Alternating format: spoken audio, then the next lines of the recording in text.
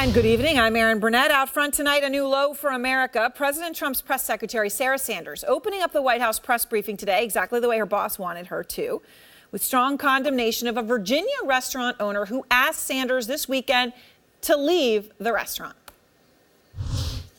I was asked to leave because I work for President Trump. Healthy debate on ideas and political philosophy is important, but the calls for harassment and push for any Trump supporter to avoid the public is unacceptable. And that shouldn't be up for debate. Calls for harassment are unacceptable, which is why you see a growing number of Democrats, including Nancy Pelosi, Chuck Schumer, publicly, both of them condemning their Democratic colleague Maxine Waters, the congresswoman, after she called for the public to confront administration officials. And if you see anybody from that cabinet in a restaurant, in a department store, at a gasoline station, you get out and you create a crowd. And you push back on them. And you tell them they're not welcome anymore, anywhere. Not welcome anymore, anywhere. That's the way things are now in discourse. The problem is the president himself isn't doing anything to elevate the conversation. When people go low, like Waters did, Trump seems to go lower. Tweeting today, Congresswoman Maxine Waters, an extraordinarily low IQ person, has become, together with Nancy Pelosi, the face of the Democrat Party. She has just called for harm to supporters, of which there are many, of the Make America Great movement. Be careful what you wish for, Max.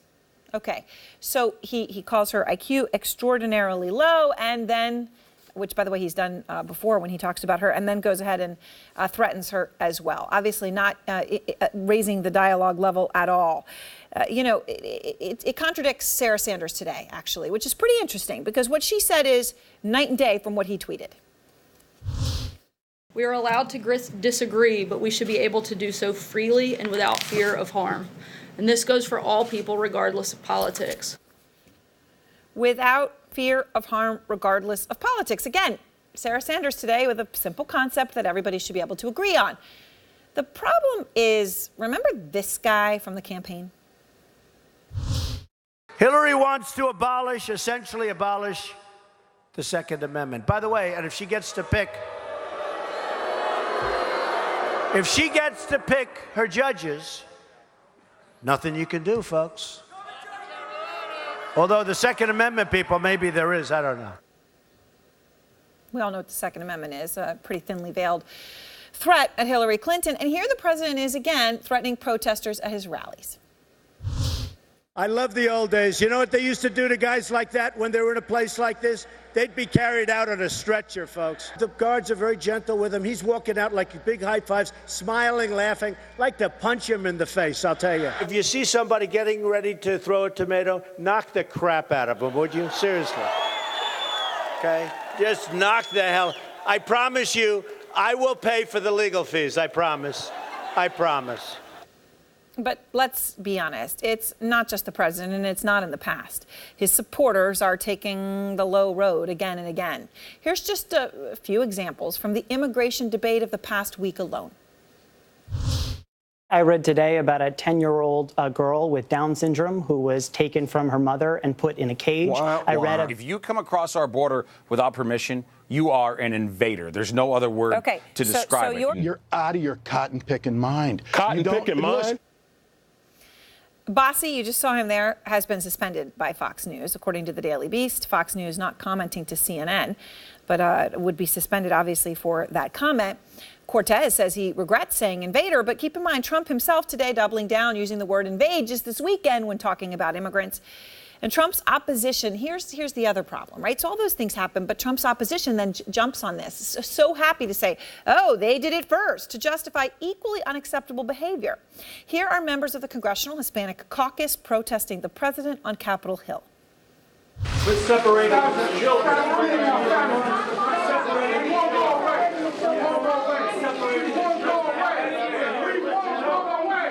Quit separating the kids. They're separating the children. Mr. President, don't you have kids? Don't you have kids, Mr. President? And don't forget, Robert De Niro at the Tonys. I'm going to say one thing. Trump. And actor Peter Fonda forced to apologize for tweeting the president's youngest son, Barron, should be separated from his mother and put in a cage with pedophiles. It's unspeakable and crass, and it's on both sides. Jeff Zeleny is at the White House. Jeff, you know, today when this came up, the president specifically, from your reporting, wanted Sarah Sanders to open up the briefing to reporters today, talking about that restaurant and how they asked her to leave. He wanted her to do that for a reason. Well, Aaron, there's no question the president made his views about this pretty open and clear earlier today. First, you know, responding to Maxine Waters' suggestion that people should go after Trump officials, and then his comments specifically on the restaurant, calling it filthy on the outside, you know, saying it probably is not acceptable on the inside. So it was clear what the president's view was, and we are told by a White House official that the president indeed was eager to have Sarah Sanders draw more attention to this and explain it at the beginning of the press briefing. Now, I'm also told by someone who's close to Sanders saying it was her idea as well. She certainly was going along with this, had no problem with it. She was the one who was interrupted, of course, on Friday evening. Yeah. But Aaron, this does speak without question to this lack of civility here, which without question, I've been in Washington a long time. It is at a low. It is on both sides, but certainly it is driven by this White House as well here. But the White House eager to point this out and point out how she was slighted. Now, I would talk to one person here. They said one of the reasons they wanted to bring it up earlier, in case no one asked about it at the briefing, they wanted to talk about it from the White House podium. But the reality here is, Aaron, I'm not sure that any of these calls for civility are going to help. We're at the beginning of a midterm election campaign. Things to me seem to be getting only messier. Aaron. Certainly true. Jeff Zeleny, thank you. And I want to go now to the president's former White House communications director, Anthony Scaramucci. All right, so much to talk to you about this. But first, on the personal level, you know, you've been there when you had that profanity rant with a reporter, right? That was part of the reason you ended up leaving. I mean, do you regret where things have gotten now? Well, I regret that situation for sure. And I do think that people will regret the situations that you just showed on all those tapes, because what ends up happening is once we go across the border into big-time incivility, then it's a slippery slope downward. And so the big problem is that the president, someone could sit there with the president in the Oval Office and say, hey, take the higher ground. And his response would probably be, well, if I try to take the higher ground, then we're losing the battle. They're going to hit me even harder. I'm not saying they will or they won't, but that would be my prediction. And then the flip side is people like Maxine Waters, they're galvanizing a group of people and galvanizing a group of supporters. And one thing that we both know is that the midterm elections are high stakes. Yeah. And voter participation usually comes from anger, unfortunately. And so if both sides are charged up, you'll probably get higher voter participation at the polls. And so if you asked me the question, you didn't ask it, but I'm going to answer it anyway. Do I like any of this, or I think this is the right direction that we should all be going in? I absolutely don't like it. I think it's the wrong direction. And so whatever sins that I have caused as a result of going in this direction, I apologize for. Well, yeah, I mean, look, I think personally, I wouldn't say you caused it. I would say you were part of a continuum in which it was occurring. Whatever. My bigger point is I'm man enough to apologize, and I'm man enough to look at a situation and recognize when I'm doing something right and when I'm doing something wrong, calling myself out on it.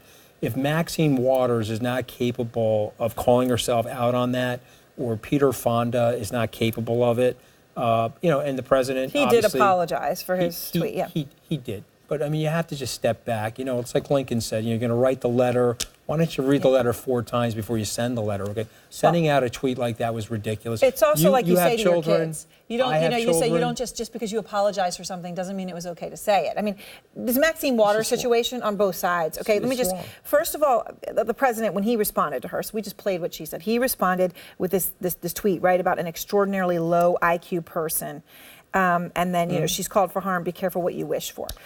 So he's calling her an extraordinarily low IQ person. Right, because he knows that. Are you willing to call the president out and say that's not acceptable? Okay, I don't listen.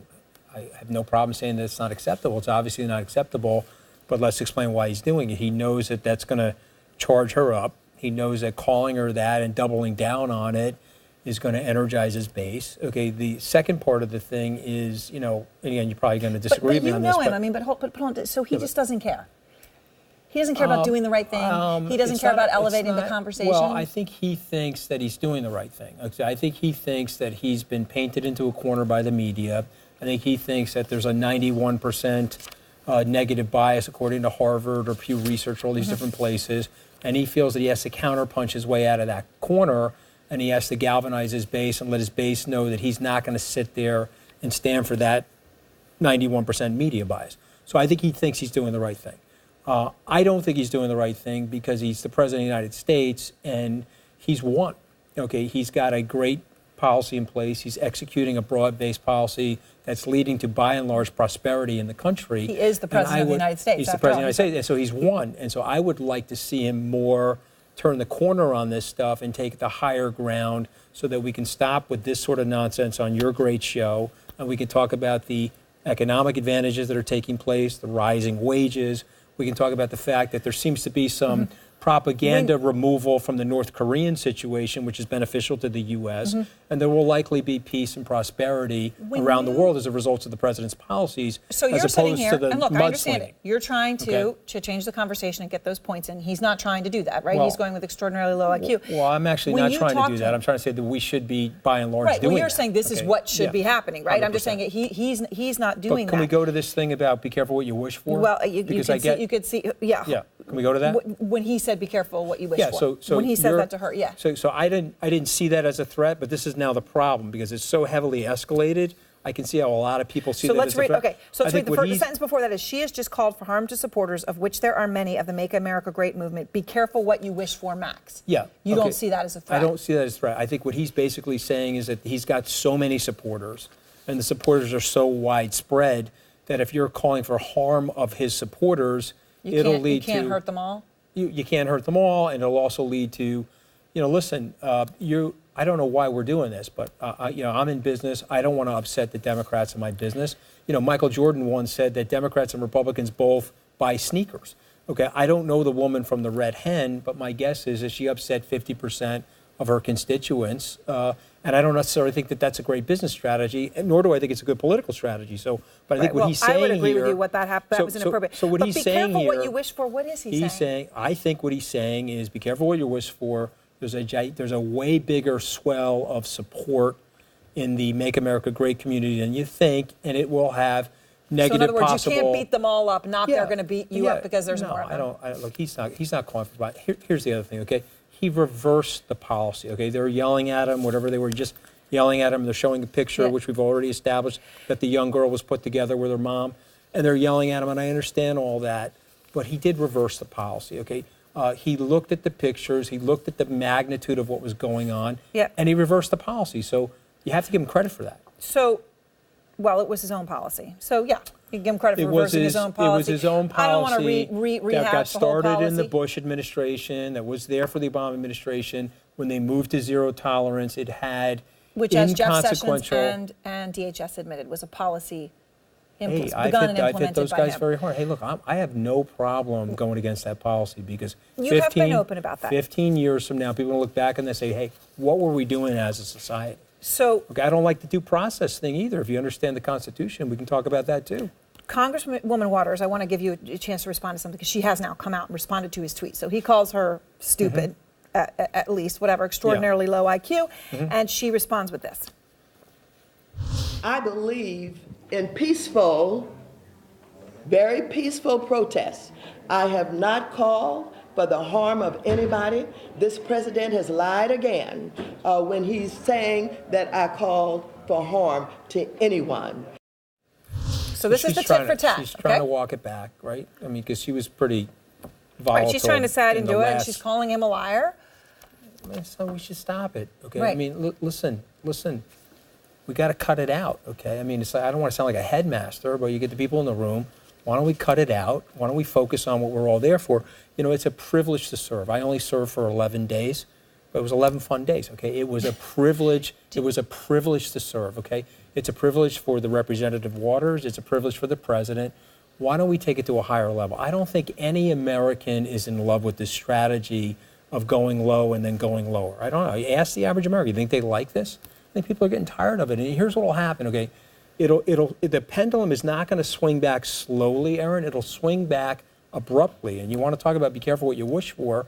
You could have surprising consequences in the election that neither of these people want.